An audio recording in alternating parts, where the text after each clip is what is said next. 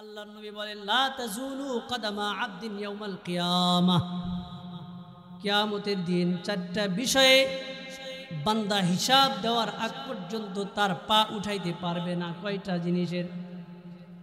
চারটা জিনিসের বান্দা হিসাব দেওয়ার আগে তার পা উঠাইতে পারবে না। এক নাম্বার, হাত্তা ইউসআলা আন উমরিহি ফীমা আফনা। আল্লাহর নবী বলেন আল্লাহ পাক কিয়ামতের ময়দানে বান্দার তার বয়স সম্পর্কে জিজ্ঞাসা করবেন, তোমার বয়সটা কোথায় ক্ষয় করেছো? বাবাজিরা, পর্দার আড়ালের মা, আমি 30 বছর হায়াত পেয়েছি, আমি 60 বছর হায়াত পেয়েছি। আমার এই 60 বছরের জিন্দেগিতে আমি কি কি আমল করেছি? 60টা বছর আমি কোন কাজে ব্যয় করলাম? আল্লাহ তাআলা পাই টু পাই জিজ্ঞাসা করবেন। হিসাব না দিতে পারলে আল্লাহর কাছে ধরা খেয়ে যাব। এক নাম্বার, তাহলে আমার বয়স সম্পর্কে, আমার হায়াত সম্পর্কে কাল কিয়ামতের ময়দানে আল্লাহ পাক জিজ্ঞাসা করবেন। হিসাব না দেওয়া পর্যন্ত পাও বাবাজিরা উঠাইতে পারবো না। 2 নাম্বার, ওয়া আন ইলমিহি ফীমা ফাআলা ফি। আল্লাহ বলবেন, ও বান্দা, তোমাকে আমি দ্বীনের ইলম দান করেছিলাম, জ্ঞান দান করেছিলাম, এই জ্ঞান নিয়ে তুমি কতটুকু আমল করেছো, কতটুকু কিভাবে আমল করেছো? বান্দারে, হিসাব দিয়ে যাও, হিসাব দিয়ে যাও। 2 নাম্বার কি বললাম? আল্লাহর দেয়া জ্ঞান আল্লাহ জিজ্ঞাসা করবেন, এই জ্ঞান কোন কাজে ব্যয় করেছো? 3 নাম্বার, ওয়া আন মালিহি মিন আইনা ইকতাসাবাহু। এদিকে খেয়াল করি, ভালো করে শুনুন। যে 3 নাম্বার আল্লাহ বলবেন সম্পদ সম্পর্কে জিজ্ঞাসা করবে। কি সম্পর্কে? 3 নাম্বার আল্লাহ তাআলা জিজ্ঞাসা করবেন, ওয়া আন মালিহি মিন আইনা ইকতাসাবাহু। ও বান্দা, তুমি যে এত সম্পত্তির মালিক হয়েছো, কিভাবে অর্জন করেছো? হিসাব দাও। তুমি হালাল পন্থায় তুমি সম্পদ অর্জন করেছো নাকি হারাম পন্থায় সম্পত্তি অর্জন করেছো? অঢেল সম্পত্তির মালিক হয়েছো, কোটি কোটি টাকার মালিক হয়েছো, 2টা 3টা বাড়ির মালিক হয়েছো। বান্দা, হিসাব দাও, তুমি কোন পন্থায় এগুলোর মালিক হয়েছো? হালাল পন্থায় না হারাম পন্থা? আন আনাস রাদিয়াল্লাহু আনহু قال قلما خطبنا رسول الله صلى الله عليه وسلم قلما خطبنا رسول الله صلى الله عليه وسلم إلا قال।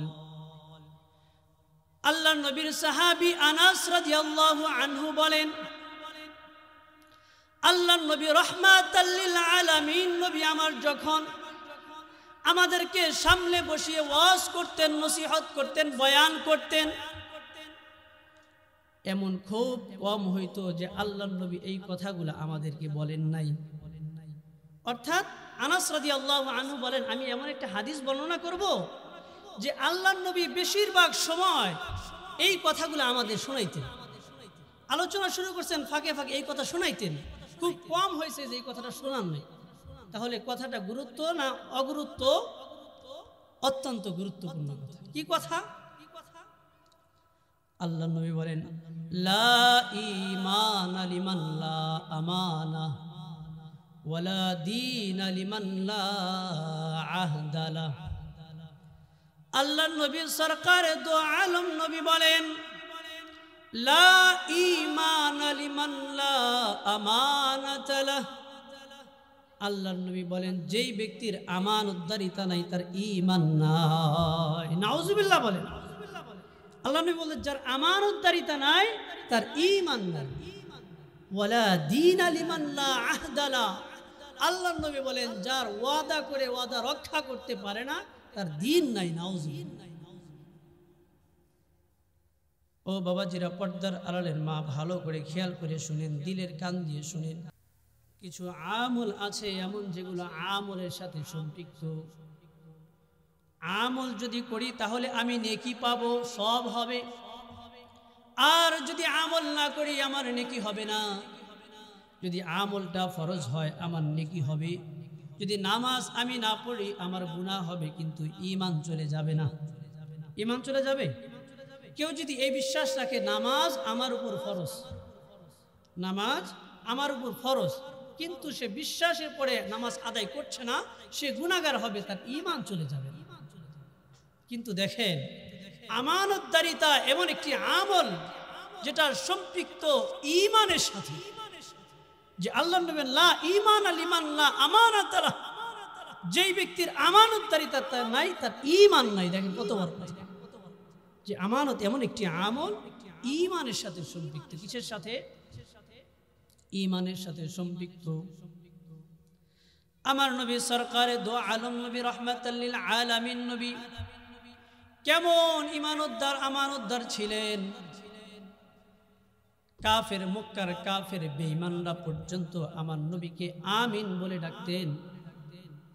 মক্কার কাফের মুশরিকরা সর্বদা আল্লাহর নবীর বিরুদ্ধে আচরণ করেছে, সর্বদাই প্রকাশ্যে গোপনে আল্লাহর নবীকে হত্যার ষড়যন্ত্র করেছে, আল্লাহর নবীকে নির্যাতন করেছে।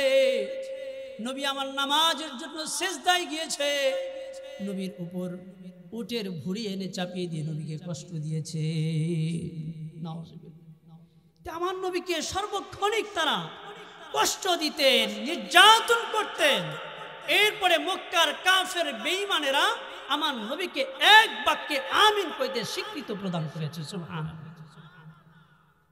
মক্কার কাফের বেঈমানরা সন্তানকে বিশ্বাস পাইত না, বিবিকে বিশ্বাস পাইত না, ভাইকে বিশ্বাস করত না, বোনকে বিশ্বাস তেমন পাইত না। সরকারে দো আলম নবী রহমাতাল লিল আলামিন নবীর কাছে এত বেশি বিশ্বাস করতেন যে তাদের মূল্যবান সম্পদ, মূল্যবান জিনিসটা আমার নবীর কাছে আমানত রাখতে। তাহলে কাফের মুশরিকরা সর্বদা আল্লাহ নবীর বিরুদ্ধাচরণ করেছে, কিন্তু আমানতদারিতার ক্ষেত্রে এক বাক্যে নবীকে নবী আমারকে বিশ্বাস করেছে। তিনি একমাত্র আমানতদার, যার কাছে জিনিসপত্র রাখলে খিয়ানত হবে না। আল্লাহু আকবার। তাহলে এক নাম্বার বলছিলাম চারটা আমল। প্রথম নাম্বার আমল কি? আমানতের হেফাজত। যদি আমানতের হেফাজত না থাকে, যে আমানতের খেয়ানত করে সে মুনাফিক। সে কি? সে মুনাফিক।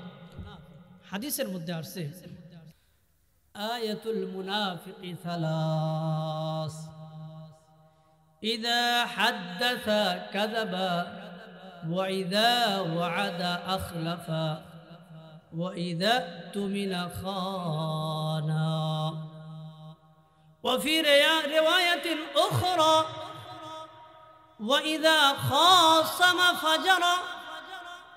আল্লাহর নবী বলেন মুনাফিকের আলামত তিনটা। কয়টা বলেন? জোরে বলেন। মুনাফিকের আলামত কয়টি? জোরে বলেন। এক নাম্বার, ইযা হাদ্দাসা কাযাবা। মুনাফিক যখন কথা বলবে মিথ্যা কথা বলবে। এক নাম্বার কি?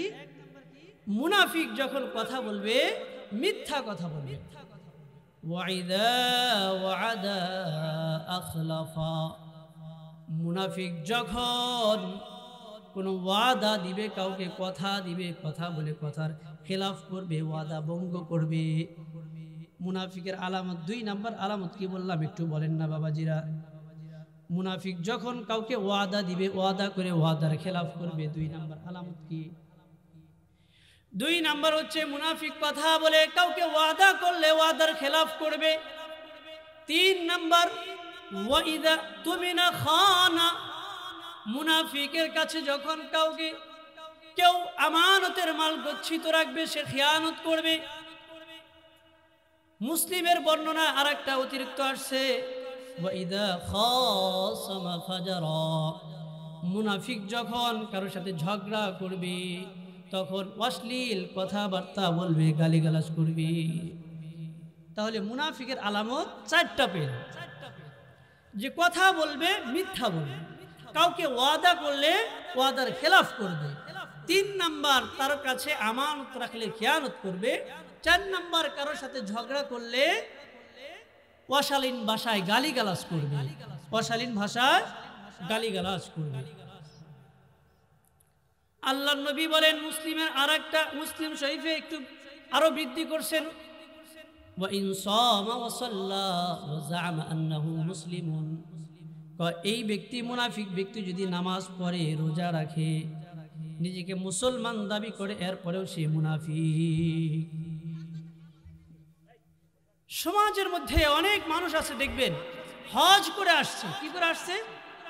হজ করে আসছে। হাজী সাহেব মসজিদে গিয়ে 5 ওয়াক্ত নামাজ পড়ে, কিন্তু মুনাফিকের নেফাকের আলামত নিয়ে ঘুরতেছে। ঠিক না ঠিক? 5 ওয়াক্ত নামাজ রোজা করছে, এই মুসলিম শরীফে আসছে, ওয়া ইন সামা ওয়া সাল্লা ওয়া জাআমা আন্নাহু মুসলিমুন, মুনাফিক সে নামাজও পড়বে রোজাও করবে আবার ধারণা করবে সে বলবে আমি মুসলমান, আমি মুসলমান। তো এমন হাজারো মানুষ আছে নামাজি, পাক্কা নামাজি, মুনাফিকের আলামতে ভরা, নেফাকি দিয়ে চলাফেরা করে সর্বহালতে। ঠিক না? তাহলে বলতেছিলাম যে 4 আমলের 1 নম্বর কি? আমানত। আর আমানতদারিতা মুনাফিকের আলামত। এখন মুনাফিকের অবস্থা কি? আল্লাহ নবী মুনাফিকের একটা মিসাল দিয়েছেন, উদাহরণ দিয়েছেন যে মুনাফিকের অবস্থা কেমন। আল্লাহু আকবার। قال رسول الله صلى الله عليه وسلم مثل المنافق كالشاة العائرة بين الغنمين। আল্লাহ নবী বলেন, ও উম্মতেরা শোনো শোনো, মুনাফিকের উদাহরণ হচ্ছে 2টা ছাগলের মধ্যে একটা ছাগির মতো। 2টা ছাগলের মধ্যে একটা বানডাকা ছাগির মতো, অর্থাৎ গ্রামের ভাষা বলে 2টা পাঠা। গ্রামের ভাষা যেটা বলি 2টা পাঠা 2 জায়গা রাখা আছে, মাঝখানে একটা ছাগি বকরি, যেটার বানডাকা আমরা এলাকার ভাষায় বলি ভরণ আসে। তো আল্লাহ নবী বলেন মুনাফিকের উদাহরণ দৃষ্টান্ত হচ্ছে 2টা পাঠার মাঝখানে একটা বানডাকা বরণ আসা ছাগলের মতো। সে ছাগলটা একবার এই পাঠার কাছে যায় আর একবার ওই পাঠার কাছে। ঠিক না? তো আল্লাহ নবী বলছেন মুনাফিক হচ্ছে এর মতো। তুঈরু ইলা হাদিহি মাররাতান ওয়া ইলা হাদিহি মাররাতান, একবার এই বানডাকা ছাগিটা একবার এই পাঠার কাছে যায় আর একবার ওই পাঠার কাছে যায়। আল্লাহ নবী বলেন মুনাফিকের দৃষ্টান্ত হচ্ছে এমন, এরা কোরআনের মাহফিলে আসবে, আলেম ওলামাদের কাছে আসবে, বলবে আমরা আপনাদের সাথে আছি, ঈমান এনেছি। আবার যখন দুনিয়াবি প্রভুদের কাছে যাইবে, ইহুদি খ্রিস্টানদের কাছে যাইবে, বলবে আমরা আপনাদের সাথে আছি। ঠিক না? আমার আল্লাহ তাআলা বলেন وَإِذَا لَقُوا الَّذِينَ آمَنُوا قَالُوا آمَنَّا وَإِذَا خَلَوْا إِلَى شَيَاطِينِهِمْ قَالُوا آمَنَّا। আমার আল্লাহ তাআলা আয়াতের মধ্যে বলছেন ওয়াইদা লাকুল্লাযীনা আমানু ক্বালু আমান্না। আল্লাহ সুবহানাহু ওয়া তাআলা বলেন মুনাফিকরা যখন ঈমানদারদের কাছে যায়, ওয়াইদা লাকুল্লাযীনা আমানু ক্বালু আমান্না, মুনাফিক যখন ঈমানদারদের কাছে যায় তখন বলে আমরা মুমিন, ঈমান এনেছি। ওয়াইদা খালাউ ইলা শায়াতিনহিম ক্বালু আমান্না, আর যখন তাদের শয়তান বন্ধুদের সাথে একান্ত নিবৃতে মিলিত হয় তখন বলে আমরা তোমাদের সাথে আছি। দেখেন এরা যখন ঈমানদারদের কাছে আসে তখন বলে আমরা ঈমান এনেছি, তোমাদের সাথে আছি। আবার যখন দুনিয়ার প্রভুদের কাছে যায় দেখবেন মাহফিলগুলোর মধ্যে অনেক মুনাফিক অনেক সময় আসে, এসে বলে আমরা আপনাদের সাথে আছি, যখন যা লাগবে যেই সাহায্য করতে বলবেন আমরা সেটাই করব। প্রক্ষান্তরে যখন দাদা বাবুদের কাছে যায়, আমেরিকান প্রভুদের কাছে যায়, গিয়ে বলে আমরা আপনাদের সাথে আছি, তখন তারা বলে আপনাদেরকে ভিডিওর ভিতরে তো দেখলাম যে টুপিওয়ালাদের সাথে মিশছেন। তখন এরা বলবে আমরা কেবল ঠাট্টা বিদ্রুপ হিসাবে তাদের সাথে গিয়েছি, মূলত আমরা আপনাদের সাথে আছি। ঠিক না বেঠিক? যে আমরা আপনাদের সাথে আছি। তো মুনাফিকের আলামত হচ্ছে, মুনাফিকের উদাহরণ হচ্ছে বান ডাকা ছাগির মতো। আল্লাহ তাআলা বলেন ইন্নাল মুনাফিকিনা ফিদ দারকিল আসফালি মিনান নার, কয় মুনাফিকদের জায়গা হবে, ঠিকানা হবে জাহান্নামের সর্বনিচে। মুনাফিকদের জায়গা কোথায় হবে? জাহান্নামের অতল গহ্বরে, যেখানে কষ্টের সীমা থাকবে। মুসলমান হাজিরিন, বলতেছিলাম 1 নম্বর আমল কি? আমানতের হেফাজত করা। আমানতের হেফাজত করা, আমানতদারিতা ঠিক নাই, সে মুনাফিক। ঠিক না বেঠিক? এখন আমানত বলতে আমরা কি বুঝি? আমরা এটাই বুঝি যে শুধু লেনদেনের ক্ষেত্রে আমানত। একজন আমার কাছে টাকা রাখবে, কোনো কিছু রাখবে, এটা আমানত বলতে আমরা এটাই বুঝি। আমানত অনেক প্রকার। 1 নম্বর হচ্ছে আল কিয়ামু বিহাক্কিল্লাহি তাআলা, আল্লাহ তাআলার বিধানগুলি এগুলো বান্দার উপর আমানত হিসেবে দিয়েছেন। আল্লাহ পাক রব্বুল আলামিন কুরআনে পাকের মধ্যে বলেন ইয়া আইয়ুহাল্লাযীনা আমানু লা তাখুনুল্লাহা ওয়ার রাসূল।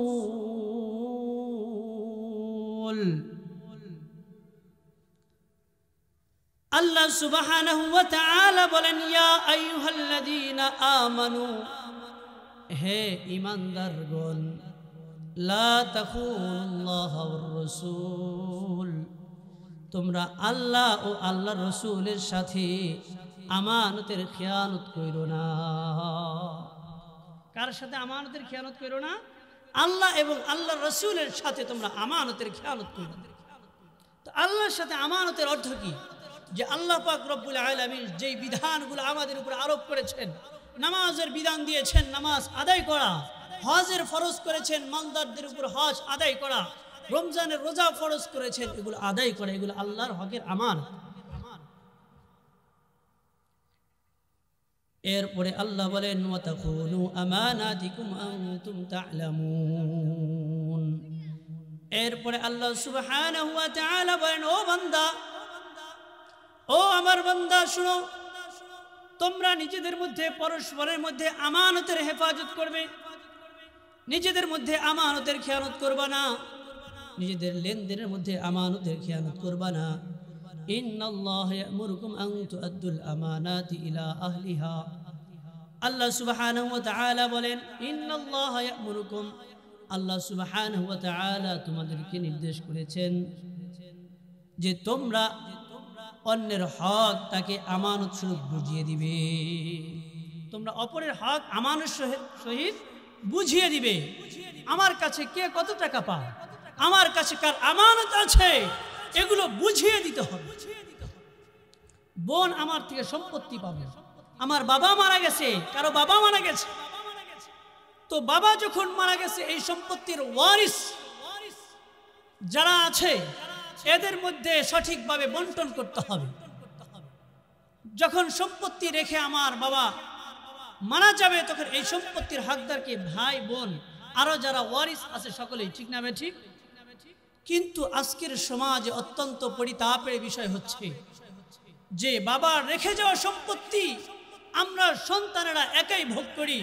আমার বোনেরা যখন দাবি করে তখন আমাদের চেহারা কালো কুৎসিত হয়ে যায়। ঠিক না ঠিক? আমার বাবার সম্পত্তিতে আমার যেমন হক, আমার বোনের একই হক। যখন আমার বাবা মারা গেল, কারো বাবা মারা গেল, সম্পত্তি যে রেখে গেল, 1 বিঘা সম্পত্তি রেখে গেছে, এই সম্পত্তির প্রত্যেকটা ইঞ্চি ইঞ্চি, প্রতিটা বালির কোণার মধ্যে বোন ভাই উভয়ের হক সম্পৃক্ত হয়ে গেছে। এখন যদি বন্টন ছাড়া এই ভাইরা এই সম্পত্তি খেতে থাকে, বোনদের হক মেরে খাবে, হারাম খাওয়া হবে। কি হবে? হারাম খাওয়া হবে। বোনেরা যদি ভাইকে অনুমতি না দেয়, যতদিন পর্যন্ত এখান থেকে ফসল উঠাবে আর খাবে, এগুলো হারাম খাওয়া হবে। কি খাওয়া হবে? হারাম খাওয়া হবে। এই জন্য বাবাজিরা, পর্দার আড়ালের মা যারা আছেন, বাবারা, রেখে যাওয়া সম্পত্তি হকদার। আল্লাহর রাসূল বলেন, ওয়ারিশ সূত্রে সন্তানরা যে সম্পত্তি পায়, সেই সম্পত্তি হচ্ছে সবচেয়ে প্রিয়, সবচেয়ে পুত ও পবিত্র সম্পদ।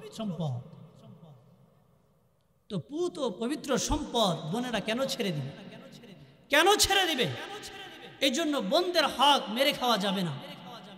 হক মেরে খেলে আমি আমানতের খেয়ানত করলাম, আর খেয়ানত করলে আমি মুনাফিকের কাতারে গেলাম, আর মুনাফিকের ঠিকানা হচ্ছে জাহান্নামের অতল গহ্বর। এক নাম্বার আমানত কি বললাম? আল্লাহর হক আদায় করা। আমরা পরস্পরে ভাই বোনদের যে হক আছে, অপর মুসলমান আমার উপর যে হক আছে, এটা আদায় করা এক নাম্বার। দুই নাম্বার আমানত হিফজুল জাওয়ারিহ। ও বাবাজিরা, পর্দার আড়ালের মা, ভালো করে মন দিয়ে শুনেন। দুই নাম্বার আমানত হচ্ছে হিফজুল জাওয়ারিহ, প্রতিটা অঙ্গ প্রত্যঙ্গের আমানত। আমার শরীরের মধ্যে যতটা অঙ্গ প্রত্যঙ্গ আল্লাহ সুবহানাহু ওয়া তাআলা দান করেছেন, এই প্রতিটা অঙ্গ প্রত্যঙ্গ বাবাজিরা আল্লাহর দেয়া আমানত। কার দেয়া আমানত? প্রতিটা অঙ্গ প্রত্যঙ্গ আমানত। পর্দার আড়ালের মা বোন, ভালো করে শোনো। ফাসসামউ আমানাহ, আমার শ্রবণ শক্তি, কান আল্লাহর দেয়া আমানত। ওয়াল বাসরু, আমার চক্ষু আল্লাহ পাকের দেয়া আমানত। ওয়াল ফুআদু, আমার অন্তর দিল আল্লাহর দেয়া আমানত। আল্লাহ সুবহানাহু ওয়া তাআলা বলেন, ইন্নাস সামআ ওয়াল বাসারা ওয়াল ফুআদা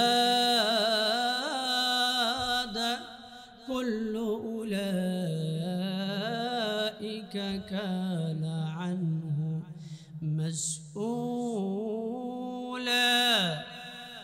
আল্লাহ সুবহানাহু ওয়া তাআলা বলেন, ও বান্দা, ও বান্দি, ভালো করে শুনো। ইন্নাস সামআ ওয়াল বাসারা ওয়াল ফুআদ। ও বাবাজিরা, উপায় নাই, কাল কিয়ামতের ময়দানে আমি আমার কান দিয়ে কি করছি, আমার চক্ষু দিয়ে কি করছি? আল্লাহ সুবহানাহু ওয়া তাআলা বলেন, ইন্নাস সামআ ওয়াল বাসারা। ও বান্দা, তোমার কান, তোমার আমি আল্লাহর দেয়া চক্ষু, ওয়াল ফুআদা, আমি আল্লাহর দেয়া অন্তর, এই সবগুলোকে কাল কিয়ামতের ময়দানে আমি আল্লাহ জিজ্ঞাসা করব। ও মুসলমান বাবাজিরা, আমার এই কানের জবান আল্লাহ পাক সেদিন খুলে দিবে। আল্লাহর দেয়া চক্ষুর জবান আল্লাহ সুবহানাহু ওয়া তাআলা সেদিন খুলে দিবে। আমার প্রত্যেকটা অঙ্গ প্রত্যঙ্গের জবান আল্লাহ সুবহানাহু ওয়া তাআলা সেদিন খুলে দিবেন। ও বাবাজিরা, দিলের কান দিয়ে শোনো। পর্দার আড়ালের মা আমার শোনো। আমার পর্দার আড়ালের মা, এমন অনেকে আছে মাসের পর মাস অতিবাহিত হয়ে যায়, এই মা আমার বোন আমার চক্ষু দিয়ে কোরআন দেখার মতো সৌভাগ্য হয় না। মাসের পর মাস চলে যায়, আমার এই চক্ষু দিয়ে কোরআনের পাতাটা উল্টিয়ে দেখার মতো সৌভাগ্য হয় না। এমন অনেক যুবক ভাই আছে, মাসের পর মাস চলে যায়, এই চক্ষু দিয়ে আল্লাহর কালামুল্লাহ সওয়ার ধরারও সৌভাগ্য হয় না। অথচ এই চক্ষু দিয়ে প্রতিটা মুহূর্ত আমি হারাম কাজ দেখছি। এই পর্দার আড়ালের মা, আমার তো সিরিয়াল দেখা মিস হয় না, আমার তো পর্ব দেখার মিস হয় না। ও মা, ভালো করে শুনো, ভালো করে বুঝো। আমি প্রত্যেক দিন মোবাইলে আমি নাটক দেখতে আমার মিস হয় না, আমি কার্টুন দেখতে আমার সময় মিস হয় না। আমি প্রত্যেকটা সময় গুনাহের মধ্যে লিপিবদ্ধ আছি। আমার যুবক ভাই, আমার হাতে ধরি পায়ে ধরি, যুবতী বোন আমার হাতে ধরি পায়ে ধরি, কাল কিয়ামতের ময়দানে যখন আমার কান সাক্ষ্য দিবে, আমার কান বলে দিবে, ও আল্লাহ, তোমার এই বান্দা তোমার নিয়ামত পাইয়া নাফরমানি করছে, তোমার এই বান্দা তোমার নিয়ামত পাইয়া সারাক্ষণ গান দেখেছে, গান শুনেছে, কান দিয়ে বাজনা দিয়ে গান শুনেছে, তোমার এই নিয়ামত কান দিয়ে।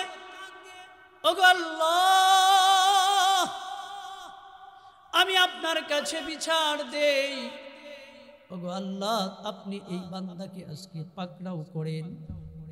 আমার এই চক্ষু বলে দিবে ওগো আল্লাহ, আজকে তুমি এদেরকে ছাড় দিও না। মুসলমান ওয়াল লিসান আমানা, আমার এই জবানটা আল্লাহর দেয়া আমানত। কার দেয়া আমানত? জোরে বলেন। আমার এই জবান আল্লাহর দেয়া আমানত। এই জবান দিয়ে আমি কার বিরুদ্ধে কথা বলছি, কোথায় বসে কথা বলছি, এই আমানত আল্লাহর দেয়া নিয়ামতের আমানত সম্পর্কে আল্লাহ পাক জিজ্ঞাসা করবেন। ওয়াসিহাতু আমানা, আমার শরীরের সুস্থতা আল্লাহর দেয়া আমানত। কার দেয়া আমানত? জোরে বলেন। আমাকে আল্লাহ তাআলা সুস্থতার নিয়ামত দান করেছে। এই সুস্থতার নিয়ামত পেয়ে আমি আল্লাহর ইবাদত কতটুকু করলাম আর গুনাহ কতটুকু করলাম? ও বান্দা, আপনার মতো আমার মতো হাজারো মানুষ অসুস্থতায় ভুগতেছে, ক্যান্সারে আক্রান্ত, গড়াগড়ি পারতেছে, হাত উঠাইতে পারে না, পা উঠাইতে পারে না। আল্লাহ পাক বলেন, বান্দারে তোকে সুস্থতার নিয়ামত দান করলাম, তুই তো আমার দেয়া আমানতের খেয়ানত করলি। আমানত, আমানত। ওয়াজ্জাওজাতু আমানা, আমার বিবি আমার কাছে আমানত। আমার বিবি আল্লাহর দেয়া আমানত। আমার বিবিকে কোন গানের মঞ্চে আমি নিয়ে গিয়েছি আল্লাহ আমাকে জিজ্ঞাসা করবেন। নতুন বিবাহ করেছি যুবক ভাই আমার, নতুন বিবাহ করে বিবিকে সাজিয়ে গুছিয়ে বাইকের পেছনে বসে মানুষকে দেখানোর জন্য আমি রাস্তাঘাটে আমার বিবিকে ওপেন ভাবে নিয়ে যাচ্ছি। বখাটে যুবক দেখছে আর আমার স্ত্রীকে দেখে দেখে ভোগ করছে। ঠিক বললাম না? ঠিক বললাম। ওয়াজ্জাওজাতু আমানা, আল্লাহর দেয়া আমানত। আমার বিবি আমার কাছে আমানত, তাকে রক্ষণাবেক্ষণ করা আমার দায়িত্ব। আমি যদি আমার বিবিকে পর্দায় রাখতে না পারি, আমার বিবিকে যদি গুনাহমুক্ত রাখতে না পারি, আমার বিবিকে যদি নিরাপত্তা দিতে না পারি, তাহলে কাল কিয়ামতের ময়দানে আল্লাহ পাকের দরবারে আমার কাঠগড়ায় উঠতে হবে। আল্লাহ পাক বলবেন, তোর বিবিকে তুই কিভাবে চালিয়েছিস জবাব দে। তুই আমার কাছে হিসাব না দিয়ে এক পাও আগাইতে পারবি না। ও বাবাজিরা, যুবক ভাই আমার, বুঝেন বুঝেন। আচ্ছা বলেন তো, আপনার কাছে খাবার আছে, খাবারে প্লেট রাখা আছে, এর ভিতরে কুকুর এসে মুখ দিয়েছে, খাবার খাবেন? খাবার খাবেন? রাস্তার বখাটে যেই যুবকরা মানুষকে দেখে বেড়ায়, যুবতীদের দেখার জন্য, রাস্তায় ঘাটে দোকানের সামনে বসে থাকে দেখার জন্য, এরা কুকুরের চাইতে নিকৃষ্ট। আমার আল্লাহ সুবহানাহু ওয়া তাআলা বলেন, উলাইকা কাল আনআম বাল হুম আদাল, এরা হচ্ছে কুকুরের মতো, কুকুর শুকুর, বাল হুম আদাল, এরা হচ্ছে কুকুর শুকুরের চাইতেও নিকৃষ্ট। আপনি কুকুরের দেয়া খাবার খাবেন না, আপনার স্ত্রীকে তো প্রদর্শনী করাইতেছেন, হাজার হাজার বখাটে যুবক দিয়ে দেখাচ্ছেন, আপনার বিবিকে তো তারা ঝুটা করে দিচ্ছে। আপনি আপনার এই বিবির সাথে কোন বিবেকে থাকেন? বিবেক থাকা দরকার আজকে আমাদের।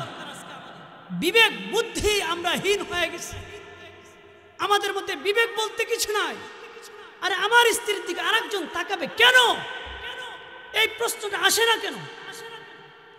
সাহাবাই কেরামের মধ্যে, সাহাবাই কেরামের এক সাহাবীর উট ছিল। কি ছিল? উট ছিল। উটটা বিক্রি করবে না, জবেহ করে দিবে। কেন জবেহ করবে? এই উটের উপর আমার ঘরের মেয়েরা সওয়ার হয়েছে, তো আমার উট যখন বিক্রি করব, পরপুরুষ এই উটের উপরে এসে বসবে।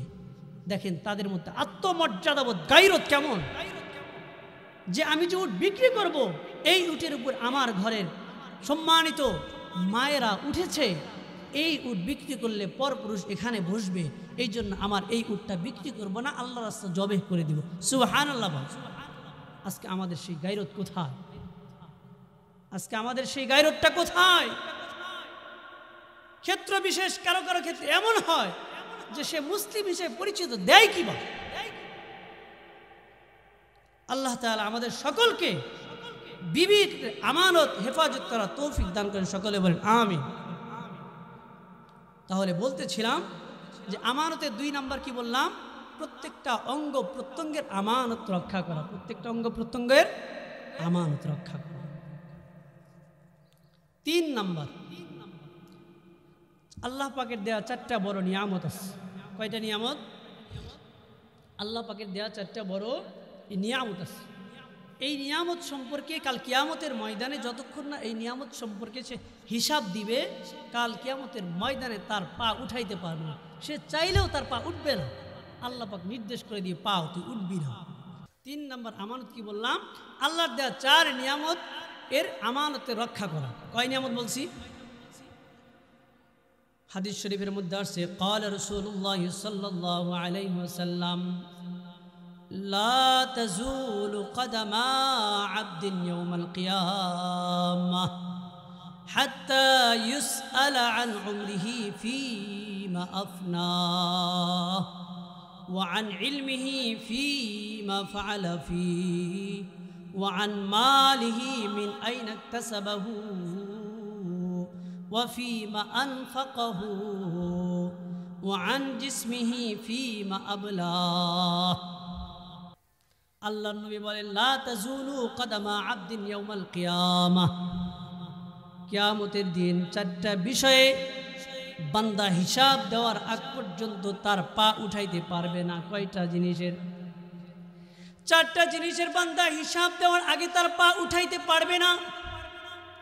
1 নাম্বার হাত্তা ইউসআলা আন উমরিহি ফীমা আফনাহ। আল্লাহর নবী বলেন আল্লাহ পাক কিয়ামতের ময়দানে বান্দার তার বয়স সম্পর্কে জিজ্ঞাসা করবেন, তোমার বয়সটা কোথায় ক্ষয় করেছো? বাবাজিরা, পর্দার আড়ালের মা, আমি 30 বছর হায়াত পেয়েছি, আমি 60 বছর হায়াত পেয়েছি। আমার এই 60 বছরের জিন্দেগিতে আমি কি কি আমল করেছি? 60টা বছর আমি কোন কাজে ব্যয় করলাম?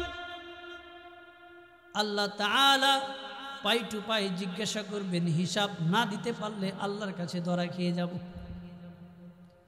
1 নাম্বার তাহলে আমার বয়স সম্পর্কে, আমার হায়াত সম্পর্কে কাল কিয়ামতের ময়দানে আল্লাহ পাক জিজ্ঞাসা করবেন। হিসাব না দেওয়া পর্যন্ত পাও বাবাজিরা উঠাইতে পারবো না। 2 নাম্বার ওয়া আন ইলমিহি ফীমা ফাআলা ফীহি, আল্লাহ বলবেন ও বান্দা তোমাকে আমি দ্বীনের ইলম দান করেছিলাম, জ্ঞান দান করেছিলাম, এই জ্ঞান নিয়ে তুমি কতটুকু আমল করেছো, কতটুকু কিভাবে আমল করেছো? বান্দারে হিসাব দিয়ে যাও, হিসাব দিয়ে যাও। 2 নাম্বার কি বললাম? আল্লাহর দেয়া জ্ঞান আল্লাহ জিজ্ঞাসা করবেন এই জ্ঞান কোন কাজে ব্যয় করেছো? 3 নাম্বার ওয়া আন মালিহি মিন আইনা ইকতাসাবাহু। এদিকে খেয়াল করি, ভালো করে শুনুন যে 3 নাম্বার আল্লাহ বলবেন সম্পদ সম্পর্কে জিজ্ঞাসা করবে। কি সম্পর্কে? 3 নাম্বার আল্লাহ তাআলা জিজ্ঞাসা করবেন ওয়া আন মালিহি মিন আইনা ইকতাসাবাহু, ও বান্দা তুমি যে এত সম্পত্তির মালিক হয়েছো কিভাবে অর্জন করেছো? হিসাব দাও। তুমি হালাল পন্থায় তুমি সম্পদ অর্জন করেছো নাকি হারাম পন্থায় সম্পত্তি অর্জন করেছো? অডেল সম্পত্তির মালিক হয়েছো, কোটি কোটি টাকার মালিক হয়েছো, 2টা 3টা বাড়ির মালিক হয়েছো। বান্দা হিসাব দাও তুমি কোন পন্থায় এগুলোর মালিক হয়েছো, হালাল পন্থায় না হারাম পন্থা?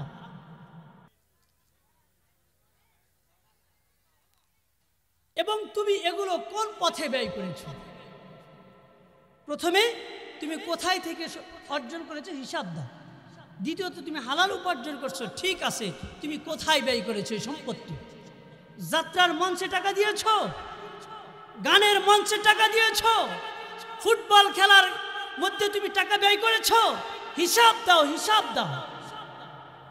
যদি আমি গানের মঞ্চে টাকা দিয়ে থাকি, ফুটবল খেলা দেয় না, গান বাদ্যর আয়োজন করে, এই জুয়া খেলার মধ্যে তুমি টাকা দিয়েছো, হিসাব দাও। হিসাব না দিলে 1 পা লড়তে পারবে না, 1 পা লড়তে পারবে না। ওয়া আন জিসমিহি ফীমা আবলা, ও বান্দা তোমার শরীর দিয়েছিলাম, জিসিম দিয়েছিলাম, এই বডি দিয়ে তোমার এই বডি কোন কাজে ক্ষয় করেছো হিসাব দাও।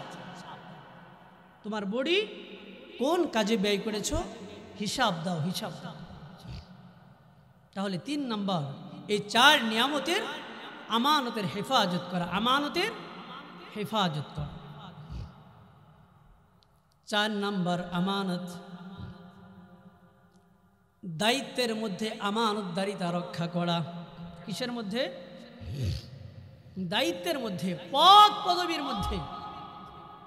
আমি উকিল, আমি জজ, আমি ব্যারিস্টার, আমি এমপি, আমি মন্ত্রী, আমার এই দায়িত্বের মধ্যে আমানতের হেফাজত করা। আগের জামানায় মানুষ দায়িত্ব নিতে চাইতো না, দায়িত্ব চাপায় দিলে রাতের অন্ধকারে বাড়ি থেকে পালায় যায়। কিন্তু বর্তমান সময়ে দায়িত্ব টাকা দিয়ে ক্রয় করে, ঘুষ দিয়ে দায়িত্ব ক্রয় করে। মানে আমার দায়িত্ব আমার লাগবেই, পদ পদবী আমার লাগবে। ইমাম আজম আবু হানিফা রহিমাহুল্লাহকে চেনেন কে কে? হাত তোলেন। আমাদের ইমাম আবু হানিফাকে চেনেন কে কে? নাম চেনেন না? নাম, হ্যাঁ, হাত তোলেন। আমাদের ইমাম, 4 ইমামের সবচেয়ে বড় ইমাম আজম আবু হানিফা রহিমাহুল্লাহ। দেখেন, একবার খলিফা মনসুর, আব্বাসী শাসন আমলের খলিফা, রাষ্ট্রপ্রধান, তো ইমাম আবু হানিফা রহিমাহুল্লাহর সাথে সাক্ষাৎ হয়েছে। ইমাম আজম আবু হানিফা রহিমাহুল্লাহর সাথে সাক্ষাৎ রাস্তার মধ্যে এক জায়গায় সাক্ষাৎ হয়েছে, আশেপাশে আরো বহু মানুষ। খলিফা মনসুর ইমামে আজম, আমাদের কলিজার টুকরা ইমামে আজম আবু হানিফা রহিমাহুল্লাহর কাছে প্রস্তাব করলেন মানুষের মধ্যে, ইমাম আবু হানিফা, আমাদের প্রধান বিচারপতির পদটা শূন্য আছে, খালি আছে। ও ইমাম, তুমি এই পদটা নিয়ে নাও। ছোটখাটো পদ, পুরা দেশের মধ্যে প্রধান বিচারপতির দায়িত্ব কাকে নিতে বলছেন? আমাদের ইমাম আবু হানিফা রহিমাহুল্লাহ। ইমাম আজম আবু হানিফা রহিমাহুল্লাহকে যখন এই দায়িত্বটা প্রদান করার কথা বললেন, ইমামে আজম আবু হানিফা রহিমাহুল্লাহর সাথে সাথে তার এই প্রস্তাবটা নাকচ করে দিলেন, না, আমি এই গুরুতর দায়িত্বটা আদায় করতে পারবো না। খলিফা মনসুর, সে একজন খলিফা, রাষ্ট্রপ্রধান, সকলের সামনে এত বড় দায়িত্বের অফার করলেন। যদি ইমাম আবু হানিফা নাকচ করে দেয়া বলেন, সে নিজেকে ছোট মনে করলো। সে মনে করল এতগুলা মানুষের ভিতরে আমার দায়িত্বটা ফিরিয়ে দিল, মনটা খারাপ হয়ে গেছে। মনটা খারাপ হওয়ার পরে আবু হানিফা রহিমাহুল্লাহকে একটা, তার হাতে চাবুক ছিল, চাবুক দিয়ে আঘাত করলেন। ইমামে আজম আবু হানিফা রহিমাহুল্লাহকে চাবুক দিয়ে আঘাত করে তিনি চলে গেলেন। খলিফা মনসুর বাড়িতে যাওয়ার পর তার চাচা বিষয়টা জানতে পারলেন, বললেন, ভাতিজা মনসুর, তুমি আবু হানিফাকে আঘাত করে কাজটা তুমি ঠিক করো নাই, কাজটা তুমি ঠিক করো না। অনেক সময় রাগের মধ্যে অনেক কাজ করে ফেলি, পরে আবার অনুশোচনা হয়, ঠিক না? কিছু ক্ষেত্রে এমন রাগের মাথায় এমন ভুল করে ফেলে সারা জীবন আফসোস করতে থাকে। বর্তমান প্রতিটা মিনিটে মিনিটে একজন করে বউ তালাক হয়ে যাচ্ছে, নাউজুবিল্লাহ। এটা হিসাব, বর্তমান হিসাবে প্রতিটা মিনিটে মিনিটে বউ তালাক হয়ে যাচ্ছে। আমার মনে হয় না প্রতিটা মিনিটে মিনিটে বিবাহ হয়। এই যে রাগের মাথায় বউ তালাক দিয়ে দিচ্ছে, বলুন তো, আবার তো এই রাগ করে বউ 3 তালাক 14 গোষ্ঠী তালাক দিয়ে দিল, কিছুক্ষণ পরে হুঁশ ফিরে আসছে। এই আফসোসটা একদিন না, 2 দিন না, সারা জীবন। তালাক দেওয়ার পরে 3 তালাকের পরে যদি আমার বিবিকে আমার সাথে রাখি, যতদিন আমার জীবন আছে, যতদিন হায়াত আছে, এই সারা জীবনে এরপর থেকে আমার স্ত্রীর সাথে যতদিন থাকবো সব জেনা হবে, জেনা। নাউজুবিল্লাহ। কি হবে? জেনা হবে। অনেকেই তালাক দেওয়ার পরে এসে বলে, হুজুর রাগের মাথায় তালাক দিয়েছে। তালাক কি রাগের মাথায় দেয় না আনন্দ? বাবার বাড়ি থেকে 50,000 টাকা নিয়ে আসছে, খুশি, বাহ বাহ, তুমি 50,000 টাকা নিয়ে আসছো, তোমাকে তালাক দিয়ে দিলাম। বলবে কেউ? রাগের মাথায় তালাক দিবে। তালাক আর বিবাহ এই দুইটা কাজ রাগের মাথায় হোক আর ঠাট্টা মস্কারি হোক, যদি সাক্ষী উপস্থিত থাকে আর ঠাট্টা মস্কারি করে বলে আমি তোমাকে বিবাহ করলাম, মেয়ে কবুল বলল, পাশে আরো 2-3 জন শুনছে, বিবাহ হয়ে যাবে। তালাক রাগের মাথায় তালাক দিলে তালাক হয়ে যাবে। এই জন্য রাগ উঠলে বাবাজিরা মনের ভুলেও স্ত্রীকে তালাক দিবেন না। যদিও দিয়ে ফেলেন, 1 তালাকের বেশি দেব না। 1 তালাক দিলে আনার অনুমতি আছে, 2 তালাক দিলেও আনার সিস্টেম আছে, 3 তালাক হইলে আর আনার সিস্টেম নাই, অনেক ঝামেলা। আল্লাহ তাআলা আমাদেরকে এই ফিতনা থেকে হেফাজত করুন, সকলে বলেন আমিন। কোথায় রাখছিলাম? খলিফা মনসুর। চাচা যখন বলল, মনসুর তুমি কাজটা ঠিক করো, আবু হানিফা রাহিমাহুল্লাহকে মারলাম, তিনি অনুশোচনা অনুতপ্ত হইলেন, আসলে কাজটা ঠিক হয়নি। কিন্তু একজন খলিফা একজনের কাছে ক্ষমা চাইতে যাইবেও একটা নিজের মধ্যে কি লজ্জা, শরম।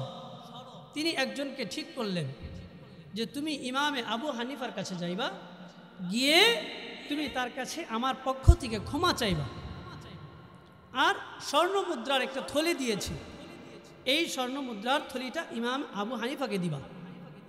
দেওয়ার পরে বলবা যে আপনি এই থলিটা গ্রহণ করলেই মনসুর, খলিফা মনসুর বুঝবে আপনি তাকে ক্ষমা করছেন।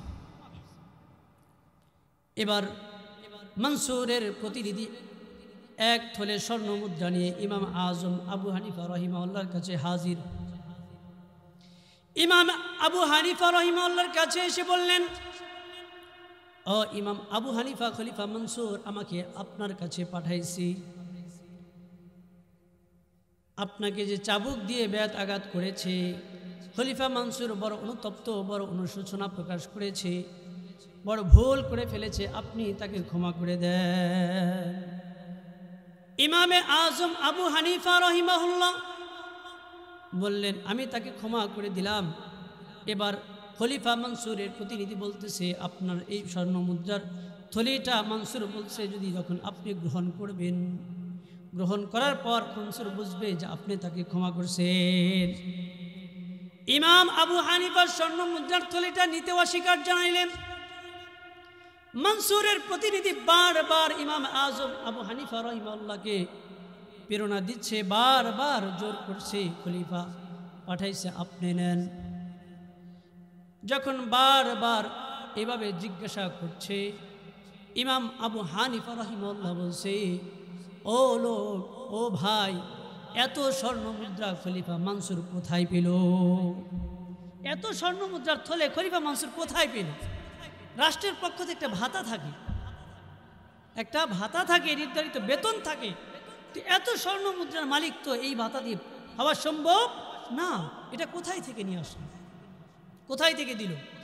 এবার প্রতিনিধি বলতেছেন, কোথায় থেকে আর দেবে, রাষ্ট্রের কোষাগার থেকে দিয়েছে। এবার এই কথাটা শুনে ইমাম আবু হানিফা রাহিমাহুল্লাহ রেগে গেলেন। ও ভাই শুনে রাখো, খলিফা মনসুর রাষ্ট্রের কোষাগার থেকে এত সম্পত্তি, এত স্বর্ণ মুদ্রার থলে কোন সাহসে আমার কাছে পাঠাইলেন? তিনি তো এই স্বর্ণ মুদ্রার মালিক নয়।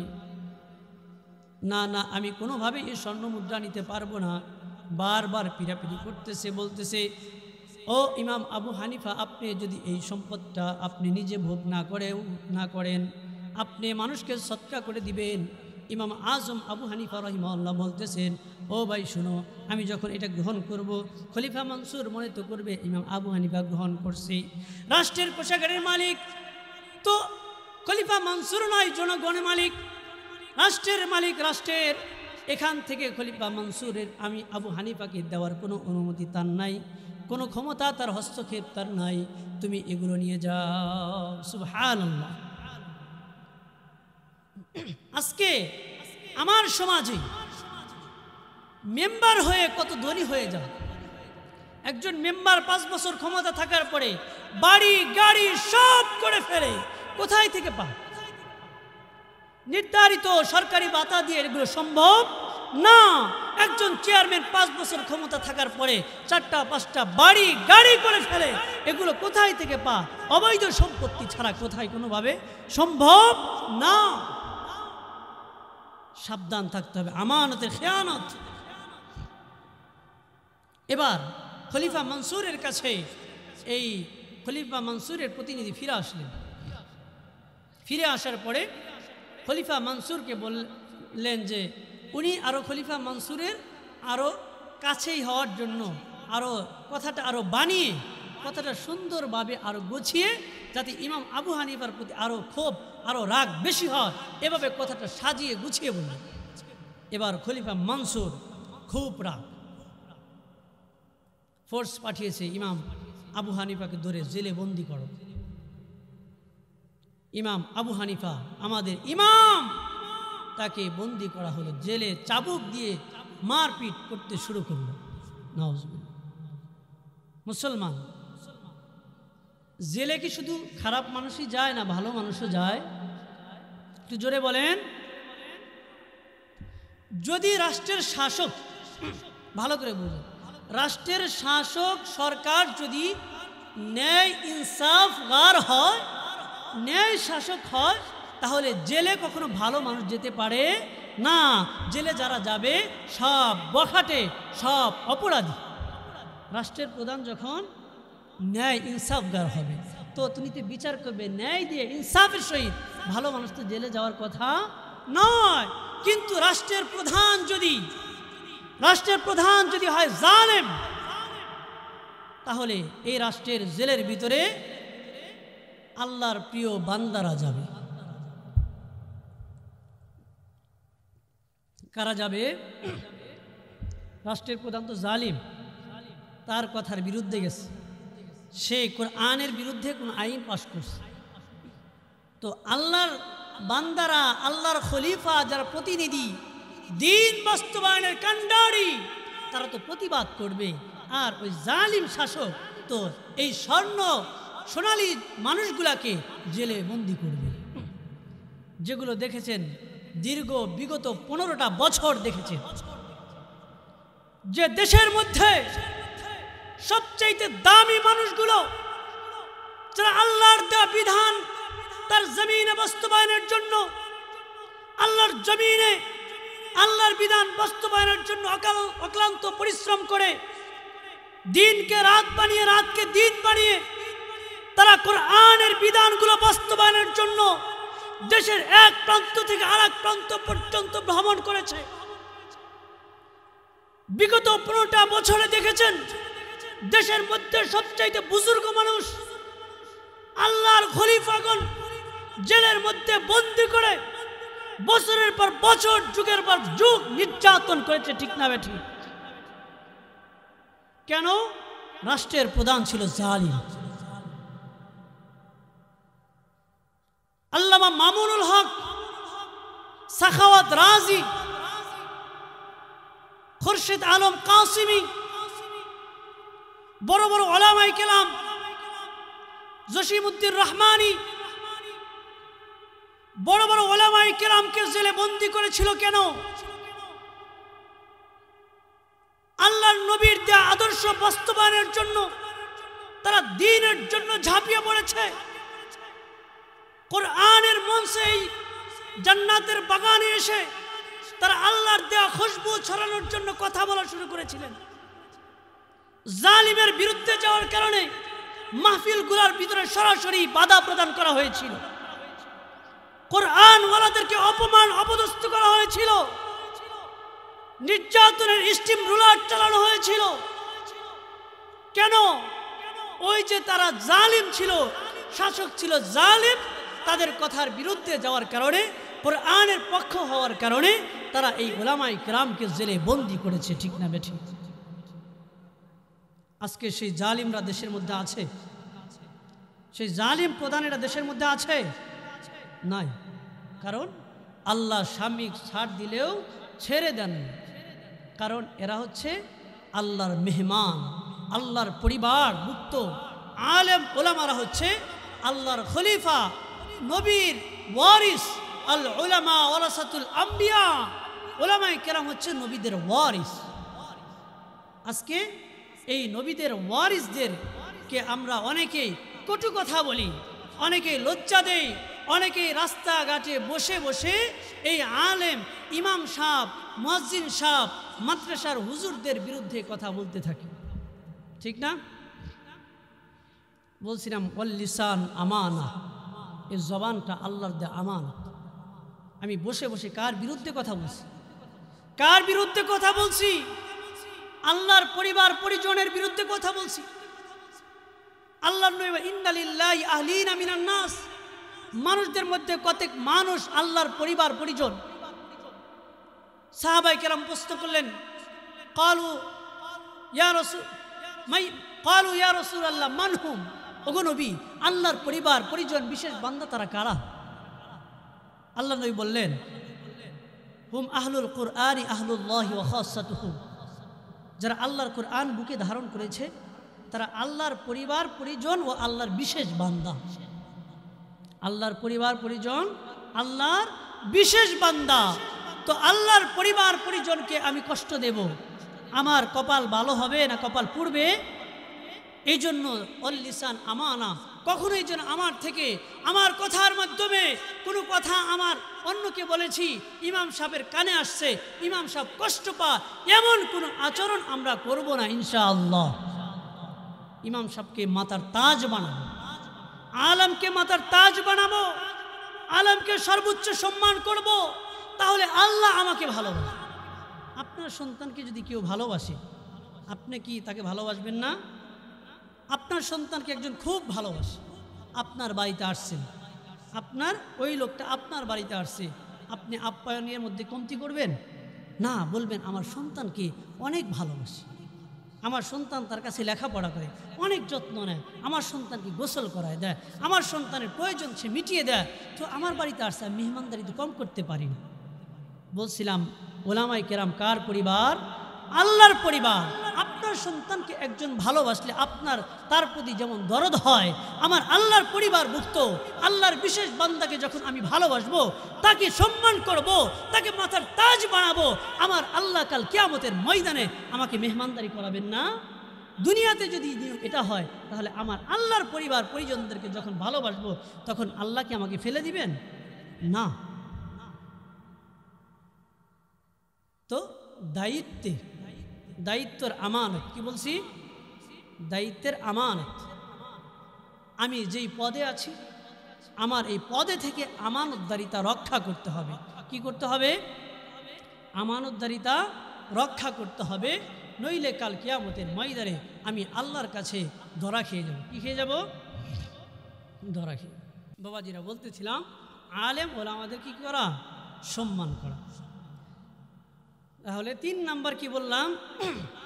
4 নাম্বার বললাম দায়িত্বের মধ্যে আমানতদারিতা রক্ষা করা। তাহলে আমানতের 4 নাম্বার গেল। 5 নাম্বার আমানত। হাদিস শরীফের মধ্যে আসছে, আল্লাহ নবী বলেন, আলা কুল্লুকুম রাইন ওয়া কুল্লুকুম মাসউলুন আন রাইয়াতিহি। 5 নাম্বার আমানত। আমরা প্রত্যেকের দায়িত্বে থেকে প্রত্যেকের অভিভাবক। আল্লাহ নবী বলেন, আলা কুল্লুকুম রাইন, ও উম্মত সাবধান সাবধান। আলা কুল্লুকুম রাইন, ও আমার উম্মত, পর্দার আড়ালের মা বোন ভালো করে শোনো। আলা কুল্লুকুম রাইন, সাবধান বান্দা সাবধান, তোমাদের প্রত্যেকেই অভিভাবক, তোমাদের প্রত্যেকেই দায়িত্বশীল, তোমরা প্রত্যেকে দায়িত্বশীল। ওয়াকুল্লুকুম মাসউলুন আন রাইয়াতিহি, তোমাদের প্রত্যেকে জিজ্ঞাসা করা হবে, তোমাদের প্রত্যেককে জিজ্ঞাসা করা হবে। আমি আমার ফ্যামিলির অভিভাবক, আমি কি একটু বলেন? আমি আমার ফ্যামিলির একজন মেম্বার, আমি ফ্যামিলির অভিভাবক। কাল কিয়ামতের ময়দানে আল্লাহ পাক আমাকে জিজ্ঞাসা করবে, বান্দা দুনিয়াতে সন্তান সন্ততি ছিল, তোমার সন্তানটা কোথায় গেছে খেয়াল করেছো? তোমার মেয়ে স্কুলের নামে কোথায় গিয়েছে একটু খোঁজখবর রেখেছো? তোমার বিবি বোনের বাড়িতে বেড়াইতে গিয়ে কোথায় কি করেছো খোঁজখবর রেখেছো? তোমার মা কোথায় কি করেছে খোঁজখবর রেখেছো? প্রত্যেককে জিজ্ঞাসা করবে। আমার সন্তান সম্পর্কে আমাকে জিজ্ঞাসা করবে, বাবা আমার সন্তান কোথায় কি করে, খোঁজখবর রাখতে হবে। ও মুসলমান, সবচেয়ে বড় ফিতনা এসে গেছে, প্রত্যেকের হাতে হাতে মোবাইল পৌঁছে গেছে। আমার সন্তানের হাতে মোবাইল ফোন। এই মুসলমান, মোবাইল ফোন হাতে আছে, শতকরা 95% যুবক যুবতী রূপক অর্থে জেনার মধ্যে শামিল। কি বলছি? রূপক অর্থে জেনা, অর্থাৎ হাতের জেনা আছে, কানের জেনা আছে, চোখের জেনা আছে, জবানের জেনা আছে, এই সব কিছুর জেনা আছে। তো এগুলোর মধ্যে প্রায় প্রত্যেকটা মানুষ শামিল। কিভাবে? ফোনে SMS করে, ফোনে একজন যুবতী নারীর সাথে SMS করতেছে, ফোনে SMS করতেছে। তো আমি যে হাত দ্বারা এই লিখছি, আমার হাতের জেনা হচ্ছে। এরপর আমি ফোনে কথা বলছি, ভয়েস দিচ্ছি, মুখে জবান দিয়ে ভয়েস দিচ্ছি, এই যে জবান দিয়ে ভয়েস দিচ্ছি, জবানের জেনা হচ্ছে। এক জায়গায় সাক্ষাৎ করার জন্য বলেছি, সেখানে হেঁটে হেঁটে যাচ্ছি, আমার পায়ের জেনা শুরু হয়ে গেছে। তো এই জেনার ভিতরে প্রায় সকলেই, যাদের ফোন আছে প্রায় সকলেই সীমা আমরা এই জেনার ভিতরে পড়ে গেছি। এই রূপক অর্থে জেনাগুলো বড় বড় বাস্তব জেনার দিকে আমাদের নিয়ে যায়। এই জন্য সাবধান, সময় খুব সংক্ষেপ। এই জন্য বলতেছিলাম বাবাজিরা, যে প্রত্যেকের জায়গা বেঁধে অভিভাবক প্রত্যেককে জিজ্ঞাসা করা হবে। এই জন্য খোঁজ খবর রাখতে হবে, আমার ছেলের খোঁজ খবর, মেয়ের খোঁজ খবর। ফোন সন্তানদের হাতে দেওয়া যাবে না। তো এক নাম্বার, ওই যে বলছিলাম আল্লাহর নবী চারটা আমলের কথা বলছি। কয়টা আমল? সময় সংক্ষেপ, চারটা আমলের কথা বলে দিন। এক নাম্বার, আল্লাহ নবী কি বলছেন? চারটা আমল এমন আছে, কোনো বান্দার মধ্যে যদি চারটা আমল থাকে আর বান্দা যদি দুনিয়ার সব হারিয়ে ফেলে, এই বান্দার কোনো টেনশন নাই, এই বান্দার রিজিকের অভাবও হবে না। এক নাম্বার কি বলছি? হিফজু আমানা, আমানতকে রক্ষা করা। এক নাম্বার কি বলছি? আমানতদারিতা রক্ষা করা। অসিদকু হাদিসিন, দুই নাম্বার সত্য কথা বলা। দুই নাম্বার কি বলা? সত্য কথা বলা। তিন নাম্বার নিয়ামাতু খালিকা, তিন নাম্বার হচ্ছে উত্তম চরিত্র গঠন করা। তিন নাম্বার কি? উত্তম চরিত্র গঠন করা। চার নাম্বার হচ্ছে হালাল ভক্ষণ করা। তাহলে চারটা আমল কি কি বললাম? এক নাম্বার আমানতের হেফাজত করা, দুই নাম্বার কথা বলবো, সত্য কথা বলবো, তিন নাম্বার আমার চরিত্র উত্তম চরিত্র বানাবো, চার নাম্বার খাবার খাবো, হালাল ভক্ষণ করব। এই চার আমল যদি আমি করতে পারি, আল্লাহর নবী বলেন, এ যদি দুনিয়ার সব হারিয়ে ফেলে, এরপরে এর কোনো টেনশন নাই, এর রিজিকের অভাব হবে না। সুবহানাল্লাহ। আল্লাহ তাআলা আমাদের এই চারটি আমলের উপর, এই চারটি বিষয়ের উপর আমল করার তৌফিক দান করেন। সকলে বলেন আমিন। ওয়া আখিরু দাওয়ানা আলহামদুলিল্লাহি রাব্বিল আলামিন। আসসালামু আলাইকুম ওয়া রাহমাতুল্লাহি ওয়া বারাকাতুহু।